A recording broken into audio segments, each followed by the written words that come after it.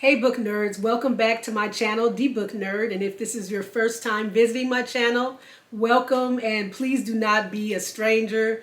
And again, you're only a stranger once. People have heard me say this over and over. So please make sure you hit that subscribe button and you hit notifications so that you know when I have a new video.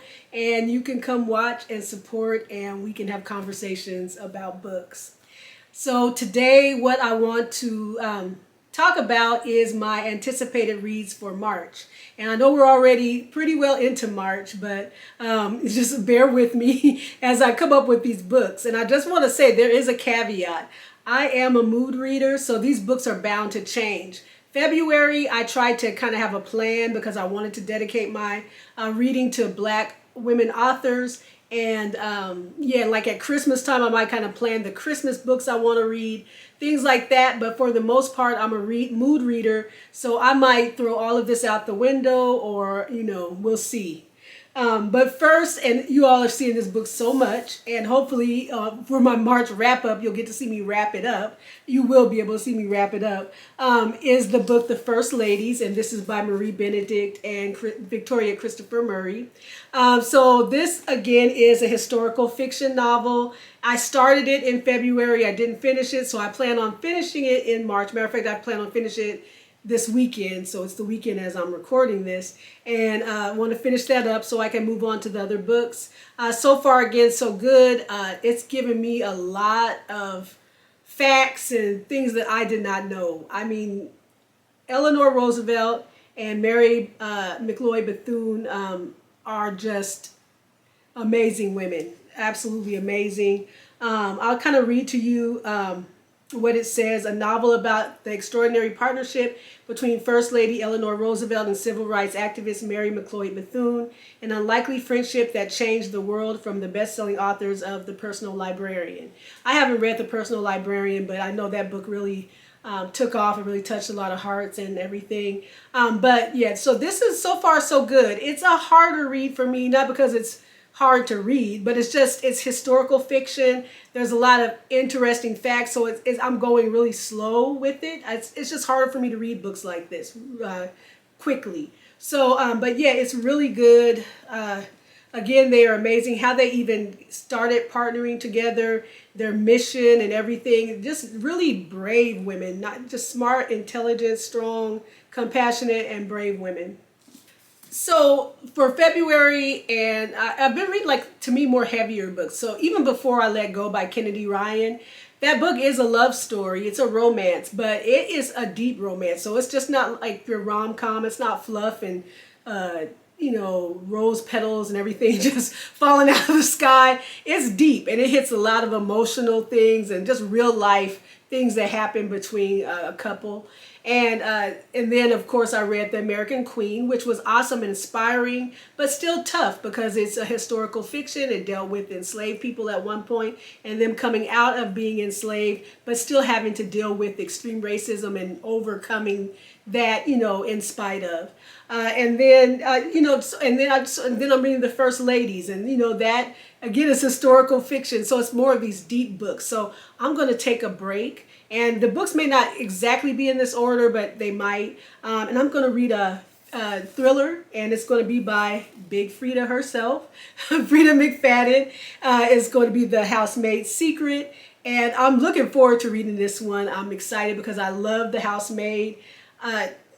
She just has an amazing knack for writing thrillers, and you're able to just keep pushing through reading and getting a lot out of it, but you're reading fast. So I love the way she does it, the short chapters, that you want to know what's coming next, so I can't put it down kind of feel. Plus, it's not super deep, so therefore, I don't have to get all my emotional heartstrings plucked and all of that. And I can just read and kind of just chill out, even though it's a thriller.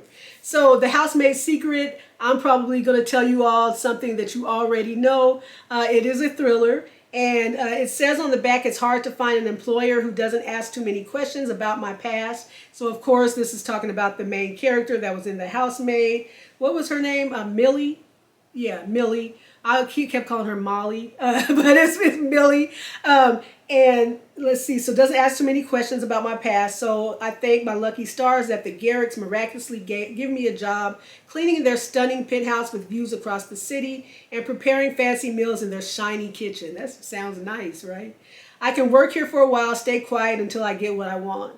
And then it goes on to say it's almost perfect, but I still haven't met Mrs. Garrick or seen inside the guest bedroom. There's always some little room that you don't see inside, or you don't want to go in, or you end up in and shut in. Seems like with Frida McFadden. So I'm sure I hear her crying. Oh boy.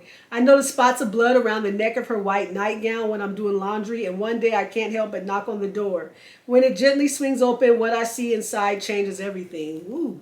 Man, well, I can't wait to read this. That's what I make a promise. After all, I've done this before, so we know what she did before in The Housemaid. And I can protect Mrs. Garrick while keeping my own secrets locked up safe. So is Millie about to turn into like a vigilante? Is this what's happening? Because with this series, I don't know, but I do love it. I love the first one. I can tell already I'm going to love this one. I'm looking forward to reading it and just kind of chilling and relaxing and enjoying what Miss Frida McFadden has in store for me. The next book, I'm really excited. So I might read this one next. I'm not sure yet, but it's Honey and Spice. I've been looking forward to this book for a while. It's been on my TBR like to buy, and now it's been in my physical TBR for a minute. And this book is by Bolu Babalola, and I hope I pronounced that correctly. I believe this one, it's a Reese's Book Club selection, and I believe it is a young adult like romance. And it says in best-selling author Bolu Babalola's dazzling debut novel, a young black British woman who has no interest in love unexpectedly finds herself caught up in a fake relationship with the man she warned her girls about. So, let's see. I think it's young adult. I'm not sure, and I don't want to read the whole back of it and everything, but it sounds good, and I've heard great things about this book. So again, this cover is beautiful. I love the way the couple looks. I love the colors chosen. I have a feeling I'm going to like this book a lot, and ready to just relax and chill out and read it. And then the next book, y'all, I know y'all sick of this. You're probably like, just read the book already. I'm going to keep putting this in these anticipated videos until I read the book. And it is The Other Black Girl, okay? So I'm hoping I read this. And for some reason, it's just, I feel like I need to read it. I don't care what I'm seeing in some of the, reviews. Some people are just like, no. Some people liked it. I bought it. I was interested then, so I'm still, my interest is still piqued, so I want to read it, and it's just a goal. So I'm going to try it, and if it's just not for me, I'll DNF it. I'll try. I don't DNF often. If it is, I'll just keep going. So I'm going to try to read this. And again, this is by Zakiya Delilah Harris, and many of you probably already know what the book is about.